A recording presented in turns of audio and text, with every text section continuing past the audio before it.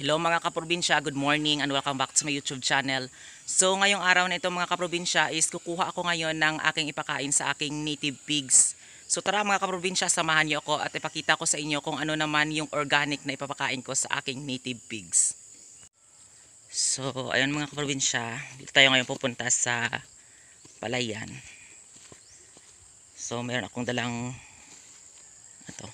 labador o ito yung sisidlan ko. So kukuha tayo ngayon ng water lily o water hyacinth. So ayan mga kaprobinsya, nakikita nyo ito. Ito yung kukunin natin. O ayan o. Kinuha nila kasi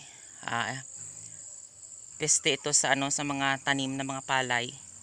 So yan, pero mga kaprobinsya, ang water hyacinth na ito o water lily is pwede itong ipakain sa ating mga alagang native pigs. So ayan, kukuha tayo. So ayan. So ganito. Ayan.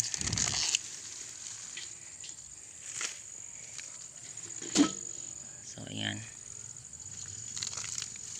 So sa iba mga kaprobinsya, yung water lily na ito is is tawag dito. Peste sa kanilang pananim.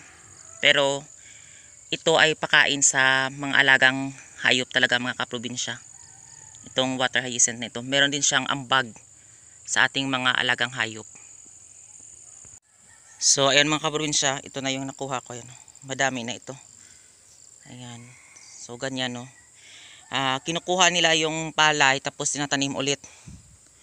Para yung mga na ito, mga water lily o water hyacinth is mga kaprobinsya makukuha at mamamatay. Yan nilalagay sa kilid. So sayang talaga mga kaprobinsya. Ito kapag yung mga walang alam na pinapakain ito sa ating mga alagang manok, ayan o. Pero kapag marami sa inyong mga paligid or sa mga ilog, like ilog natutubo itong mga water hyacinth na ito, pwede itong kunin nyo at ipakain sa inyong mga alagang native pigs. Kung meron kayong native pigs. Ayan. So ayan. So binigay ko na sa kanila. So ayan. So mga kaprobinsya, itong water hyacinth na ito is maganda talaga ito sa mga pakain sa ating, hindi lang sa native pigs. So maganda ito sa mga ating mga cows, goat, sheep, pigs, and poultries mga kaprobinsya. Kasi yung yung water hyacinth na ito or water lily is mayaman ito sa protein. Ayan. So nakailangan talaga ng ating mga alagang hayop. So yan, sinishare ko lang sa inyo yung aking dagdag na kaalaman na kahit papaano mga kaprobinsya, kapag meron kayong mga ganito na malapit kayo sa ilog or sa pan, ayan, na merong stock, nagsa-stock kasi itong mga water lily na itong mga kaprobinsya pwede talaga itong ipakain nyo sa inyong mga alagang manok. Mga manok lang, mga poultries, mga bibi, pato, mga ganyan. So mga gansa, so ito. Pwede talaga ito sa ating mga kasi sa iba, nakikita nyo sa mga like na dun sa mga Maynila, is yung mga water hyacinth na ito is nila, kinukuha talaga nila tapos tinatapon lang sa gilid kasi ito sa mga naging hadlang ito sa pagdaloy ng mga tubig sa mga ilog. So hindi na napakinabangan. So sayang lang mga kaprobinsya.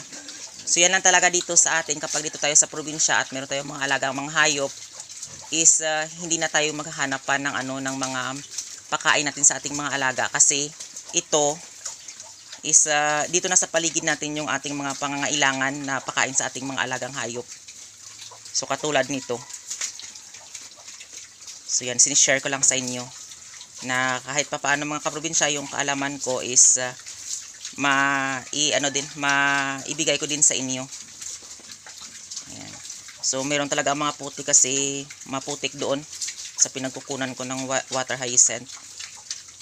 Ayan.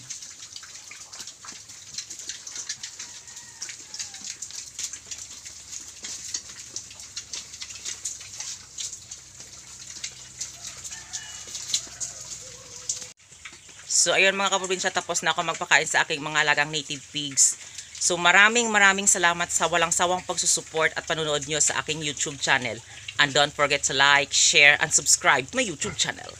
Thank you for watching and happy farming!